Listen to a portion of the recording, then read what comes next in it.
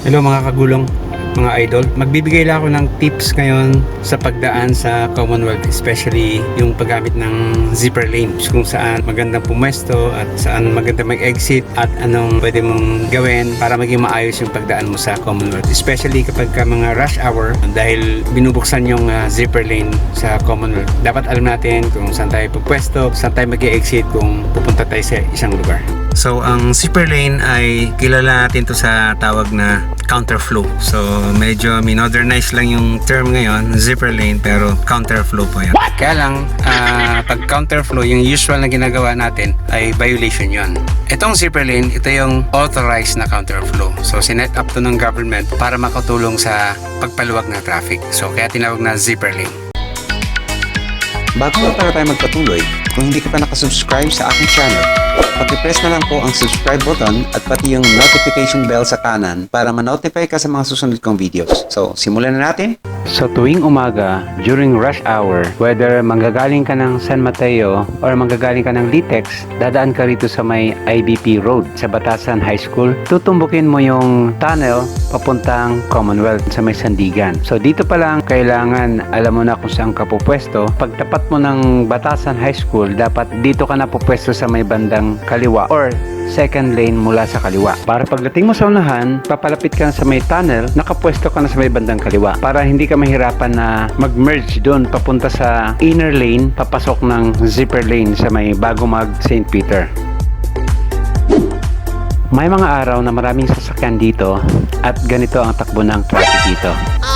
At may mga araw naman na maluwag ang mga sasakyan at ganito ang takbo niya. So magkakaiba po bawat araw ang takbo ng traffic dito.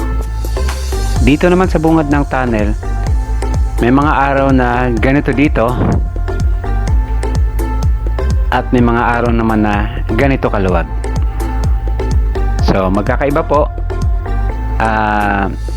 Kung araw-araw kayong dumadaan dito, mas makakabisado niyo na kung anong araw ang maraming sasakyan at anong araw yung walang sasakyan. So, it takes also familiarity, no?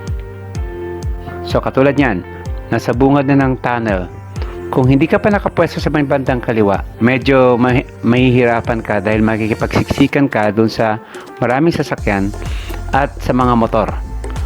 Yan. So, eto medyo nahirapan ako dahil hindi kaagad ako nakapwesto sa kaliwa. So, ngayon, makikipagsiksikan ako at pupwesto ako sa may bandang kaliwa, yung malapit sa island. Okay, tingnan mo. So, yung bandang kanan kasi, kapag ka ikaw ay didiretso lang sa Commonwealth at hindi ka naman gagamit ng zipper lane. So, kaya kinakailangan na dito ka sa may bandang kaliwa para pagdating sa unahan, mas madali kang makapag-merge papunta doon sa papasok ng zipper lane sa may tapat ng Meralco before naman yung St. Peter. Yan, tuwing umaga ay ganito dito. So, yan, kapag ka nakapasok ka na dyan, take note lang, 2 lanes lang ito, no? So, mag-ingat po tayo dito dahil possible na magkakagirian dito dahil 2 lanes lang ito. So, once na nakapasok ka na dito sa may zipper lane sa tapat ng St. Peter, medyo maginhawa na ang takbo ng traffic dyan.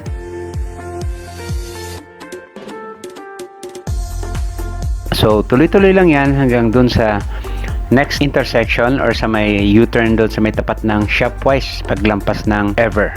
So, meron doong U-turn slot na kung minsan pinapatigil yung mga sasakyan para bigyan daan yung mga nag-U-turn pabalik ng Commonwealth sa may bandang Tandaksora. So, ito na yung approaching na tayo sa may MRT station sa may tapat ng Ever at Shopwise. Medyo bumabagal tayo dito. So, ito na yung sinasabi ko na minsan kailangang tumigil yung mga sasakyan dito dahil pinapadaan nila yung mga nag-U-turn. So, yung next na intersection ay dito sa may MRT sa may bandang Tandaksora. So, yan, may mga lumiliko din kasi dyan na galing ng kabilang side ng Commonwealth at pumapasok sila dito para mag-zipper lane papunta naman ng UP at saka ng Pilcoa.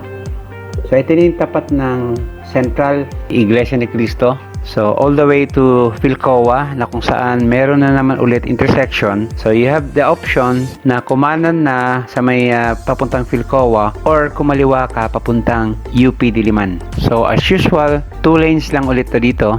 So makikita niyo mga kaibigan, maginhawa talaga kapag gumamit ka ng zipper lane. Pero konting ingat na po dahil baka sa sobrang excitement at di mo makontrol yung bilis mo dito. Siya nga pala, dito sa may bandang paglampas ng Central, medyo lumuluwag dito ang lanes ng zipper lane. So gawa ng merong part na binakante sa malapit sa may MRT, yun lang, pagdating sa dulo ay mag-iimbudo na naman. So ito yung merong U-turn slot sa tapat ng Techno Hub. So dyan ka pwedeng kumanan papuntang Philcoa at yung diretso ay papuntang UP Diliman. Meron din palang padiretso na pagdating sa unahan ay kakanan ka rin sa Philcoa. Itong ditong binanggit natin na unang U-turn slot, ito yung papuntang Techno Hub. Sa unahan, merong pakaliwa papuntang UP Diliman at meron pa ring pakanan palabas ng mismong Philcoa na. So ito na yung sanga, meron diyang kaliwaan papuntang UP at yung pakanan ay palabas naman ng Philcoa. So ito na yon. So kung hindi ka naman papasok ng Techno Hub, so pwede ka nang dumiretso dito. Pero pag Techno Hub ka, doon ka sa mas earlier pa.